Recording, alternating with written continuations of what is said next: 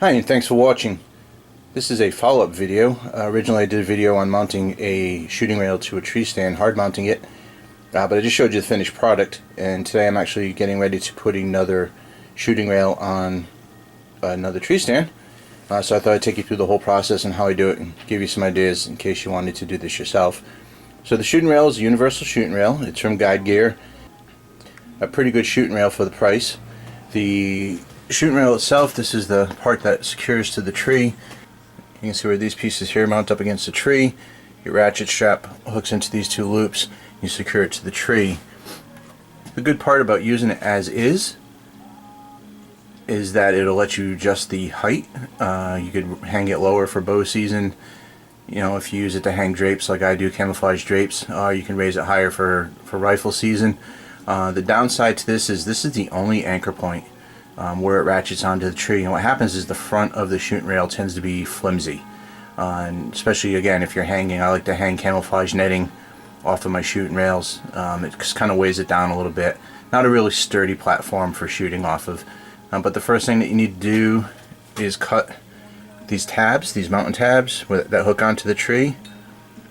You want to remove those, so I'm going to use an angle grinder, cut that off and get them flush before I move on with the installation process. So I'm going to go ahead and cut them off with an angle grinder, and I'll show you the finished product when I'm done. Alright, I got the first tab removed. It was pretty easy. What I did was took the angle grinder, cut the top weld, then just took a hammer and chisel, banged it down, bent it back, and the bottom one just snapped right off. So it was pretty easy to remove. It took me only a couple of minutes. So I'll repeat the operation for this bottom one, and then we'll be ready to move on. You can see I have the second tab removed. Again, it just took a couple minutes to get them off. Just cutting that top weld and then banging it down, and it'll snap off at the bottom. It's not a heavy bead of weld on there.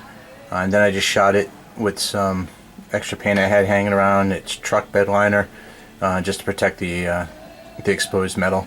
So now we're ready to move on to the next step. Alright, the next step is to make the vertical supports. I make these out of 1/16 inch square tubing. The tubing's 3/4 inch on the side, so it's 3/4 inch by 1/16 by 3 foot. You can get them in 3-foot sections, which is what I buy. They're just under $9 at the depot. So you need 2 of these to cut 4 supports, 2 for the rear, 2 for the front. And what I'm going to do is cut 2 of these. Actually, I have 2 already cut from a previous project at 15 inches and 2 at 16 inches. And the reason for the difference is where the shooting rail attaches at the rear, it actually sits a little bit higher because it rests on some stops. So I'm going to cut the 2 16-inch sections, and then we'll be ready to move on to the drilling stage. Hey, welcome back. So I have my square tubing cut, 2 at 15 inches, 2 at 16 inches. Again, the 15-inch ones are going to mount to the back, near where it's going to mount to the tree. And that's because of the design of the shooting rail. And the main shooting rail will actually sit an inch above that, so you want your front pieces to be an extra inch so they can meet the shooting rail. Otherwise you're going to have a little bit of a lean to it, and I learned that lesson the hard way. So why 16 inches, which will be roughly the height of the shooting rail once it's installed? I based it off of a 2-man tree stand that I have that came with a shooting rail. That one's 16 inches up. That was a good height for me. For shooting both a rifle, and I can clear it when I stand up to shoot my bow.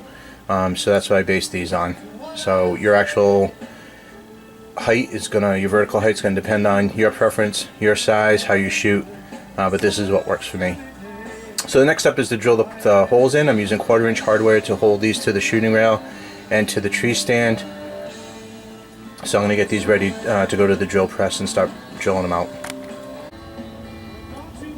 I've got the vertical bars marked off. And what I did was I came back 3/4 of an inch because this is 3/4 inch stock, and I'll drill a hole center on these. And with the 15-inch ones, you can see these were pre-drilled because, like I said, I had these hanging around from a previous project. You actually want the holes. On this one, we're going to leave the hole here, but for this one, because of the way it's going to mount to the shooting rail, we actually want to put the holes on the opposite side. These are 1/4 inch holes. So I'll drill 2 1/4 inch holes here. For the forward supports, the 16-inch supports, that are going to go forward of the tree, you want the holes on the same side on both ends.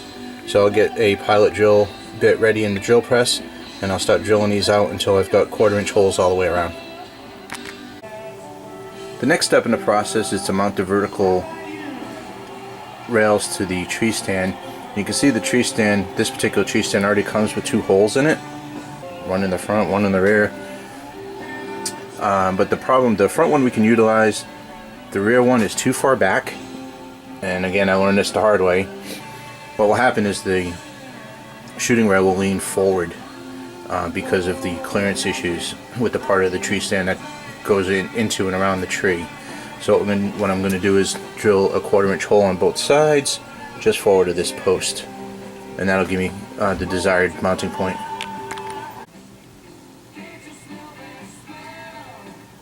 Alright, drilled out my 1/4 inch holes just forward of the hole that came with the tree stand. Again, it's just forward of this brace, and I'm using this as a center line, I guess you could say, for where I want the shooting rail back to align with. So I have those holes drilled on both sides. I also drilled out the backing for the shooting rail.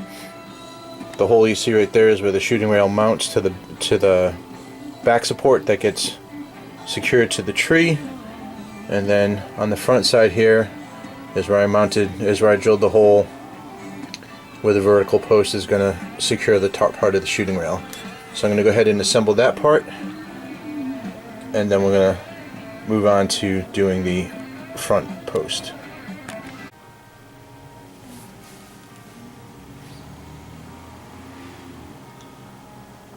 We have the back of the shooting rail mounted to the tree stand. You can see the vertical risers secured to the cross member there for the rest. Down here I got 5-inch 1/4 inch bolts going through the vertical riser, through the copper bushing, through the tree stand itself, and then secured on the inside with a nylon nut. Did that on both sides. This will pivot, which is really nice. Then up top here you can see the holes that we drilled to mount the backing piece to the vertical risers. And again, the reason you want your front post to be 1 inch longer than your rear post is because the actual shooting rail is actually going to mount up here through this hole, and it's going to rest along this ridge, and so that's 1 inch higher than this post actually is, and so you needed that extra inch in the front. So I'm going to put the front post on with the bushings, and then get the shooting rail mounted to the backrest, and then show you how we get the front part drilled out and mounted up.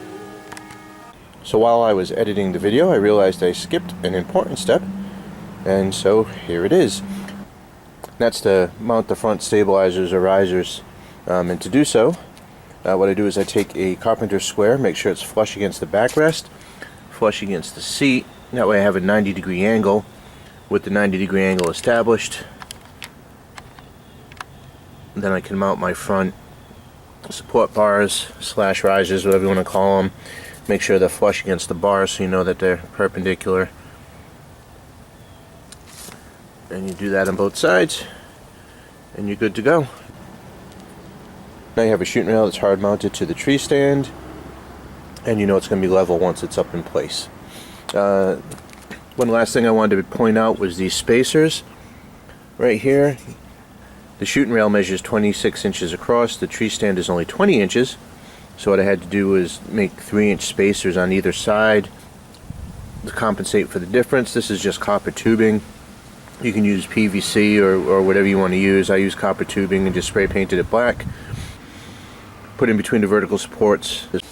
And here we have the finished product. Hard mounted shooting rail, sitting 16 inches up off the seat base.